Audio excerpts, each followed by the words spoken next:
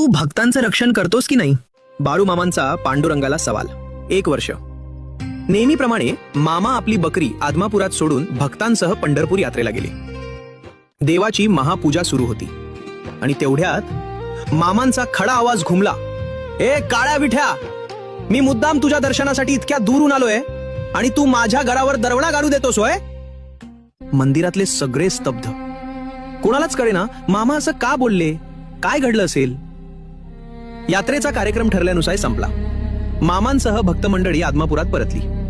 चहा पाणी झालं.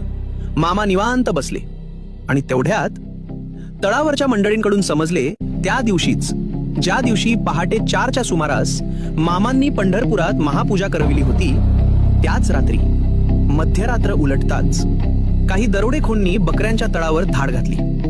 किमती माल, उत्तम बकऱ्या सगळं लुटण्याचा खूप प्रयत्न केला.